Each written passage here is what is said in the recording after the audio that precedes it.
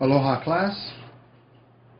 Today we're taking a look at a little bit further implications and further nuances on Indian music, and this presentation is entitled Repression and Expression in Music, South India and the Hindi Worldview. Now, this idea of repression and expression has been discussed in several contexts before. I'm not sure if we use that same language, but for instance, in Hawaii, we discussed how the missionaries repressed or suppressed certain cultural expressions that they considered to be too heathen, too uncivilized. Remember those ethnocentric terms and those hegemonic terms. So that idea is also carrying over into Indian music, but instead of being an outside Western colonizer, it's some of the ideological infiltration of the Islamic culture playing a difference or creating a difference in North India and South India. So we have ideas about musical practices as affected by religious views. And again, we saw that with Christian missionaries, Protestant missionaries in Polynesia, in North America, and we're starting to see a pattern here. So in this region, in North India, there are many Islamic ideological influences on traditional Hindu ideology. And that led to conservative views on performing arts, especially music and dance. And some of this might sound familiar from other cultures. The Islamic view is that music is very, very powerful, and it can inspire people to great good or great evil, to inspire them to get in touch with their higher, nobler nature or to get in touch with their baser nature. So there's a danger of being too sensual or debasing in their minds if it's used improperly in a secular context for entertainment and recreation. That doesn't mean that they didn't use it for entertainment and recreation, but a very specialized professional guild was in charge of, quote, handling the music or the power of music properly. So feelings that, generally speaking, music is better used for sacred purposes, to enlighten and ennoble rather than to merely entertain. So the effect of Islam-influenced philosophy of art in North India is that folk music was discouraged. And just like in Hawaii, they were not successful in eradicating it altogether, but it was discouraged. Amateur music making was discouraged. And the development of professional music guilds was important to teach them how to properly handle music's affective powers. And that resulted in some exclusivity and secrecy in transmission of performance traditions. And in that type of system, family lineages were stressed. There would be families of traditional musicians. And the art music tradition dominated for a long time. As I said, there was folk music, traditional music as well, but art music dominated in this mindset. Let's take a look at one of these examples. Now, in this video, you're going to see a woman named Amy Matuszewski, and I promise you that is not an Indian surname. It is Polish-American. A very typical thing that happens where Americans, other Westerners, become very enamored of these non-Western traditions. You might call them wannabes, but they immerse themselves in those traditions and try to learn as much about them as they can. And frankly, this video was shorter and more concise than anything that an indigenous musician has put out on YouTube. So I chose this one, and it's just a 2-minute introduction to the concepts of Indian classical singing. Hello, I'm Amy Matuszewski, and this lesson is the introduction to Hindustani voice, or Hindustani vocal music. In the music of India, we believe that vocal music is the source of anything else that you might play. It all begins from the voice. And the voice connects with the nad, which is the cosmic sound of the universe, which is a mystical phenomenon. So when we sing Sa or Om, we are actually becoming one with a force that's much greater than we are.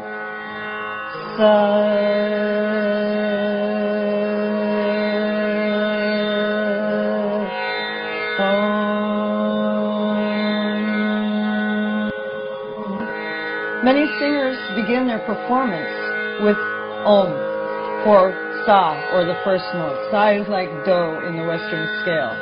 And what I've just done is sing for you something like a major scale, which is there in Indian music as well. And you may have noticed that the difference is in the voice production and the connectedness of the notes. Sa,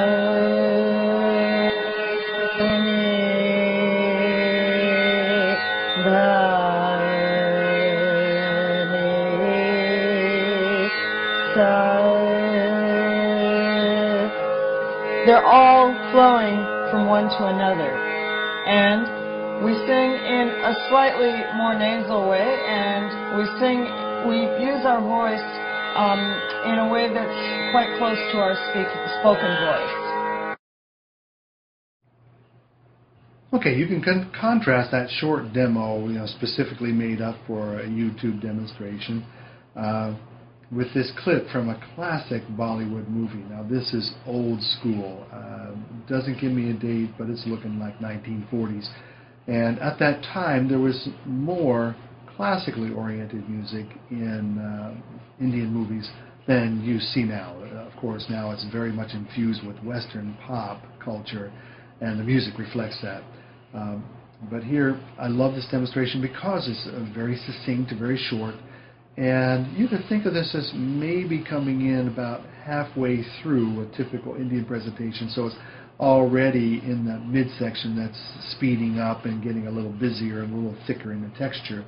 And then you can notice from there, getting even faster, getting even busier, more rhythmically complex.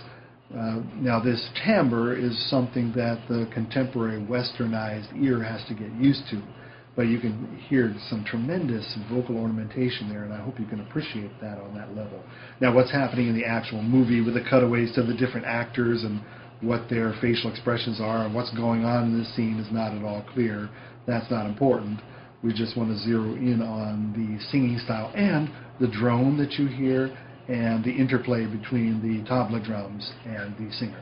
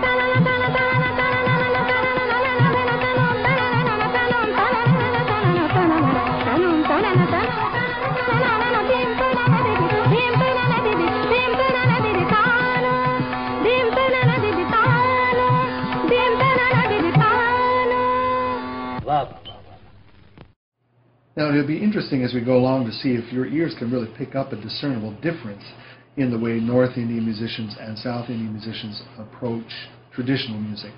But in South India, as I mentioned in the previous presentation, there's a more orthodox Hinduism. It's mostly free of Islamic influence.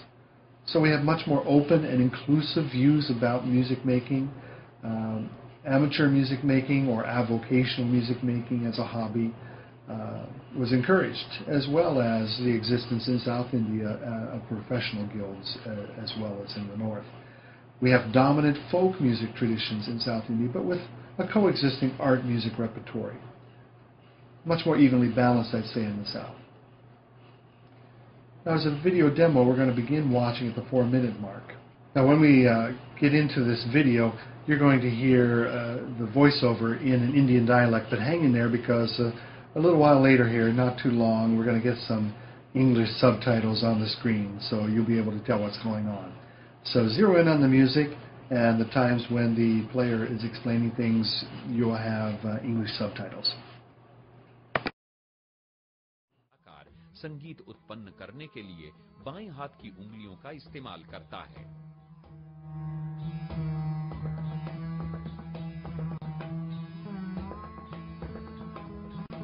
वीणा वादन के लिए इस तरह की शैली अतीत में भी रही थी और इस समय भी इसी शैली का अनुसरण किया जा रहा है। गुरु शिष्य परंपरा के माध्यम से गुरु अपने शिष्य को वीणा वादन की शैलियों की जानकारी देते थे। वीणा वादन के लिए अंगुली चालन के बाद जरूरी है समस्वरण यानी ट्यूनिंग और सारी का विन्यास।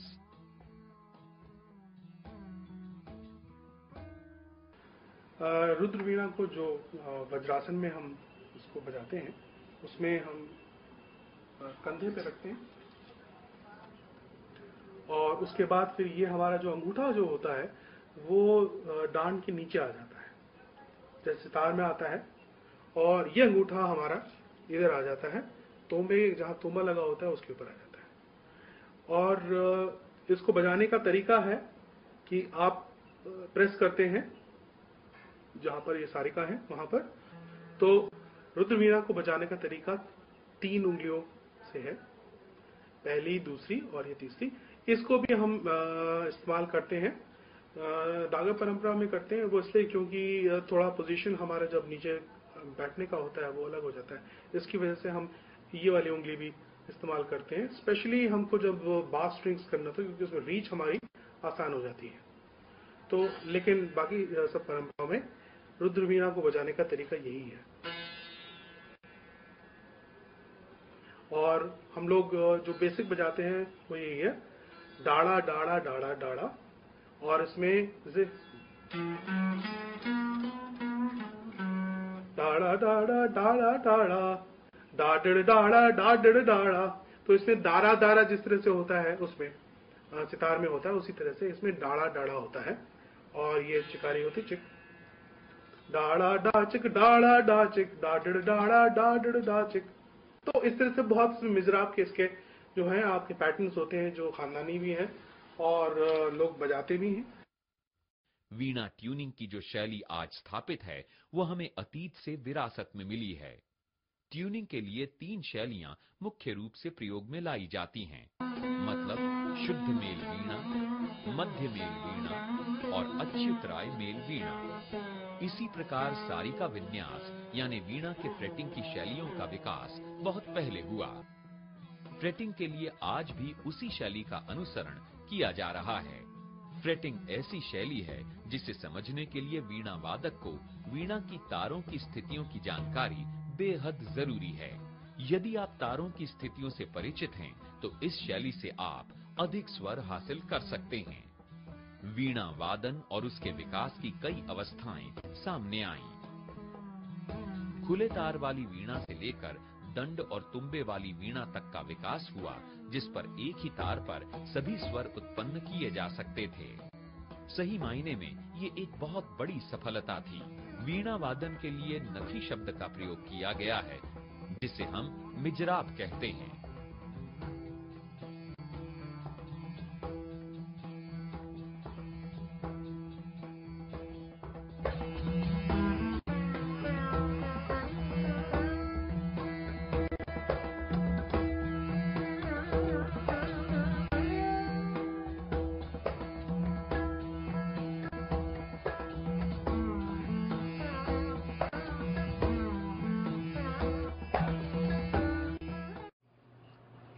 Musicians in the next example look familiar. This is a multi-part video put up on YouTube, and you get to see a little bit more of the mridangam drumming and enjoy the rhythmic complexity that one player can make. You might recall the Tahitian drumming and the Cook Islands drumming and rhythmic complexity that resulted from multiple players. And of course, in traditional African music and things that have come through the African American tradition, there are other ways of producing rhythmic complexity. But in those traditions, generally you don't see this level of rhythmic complexity come from a single player. I really admire these Indian drummers for their ability to create this kind of complexity, this kind of nuance as a solo player.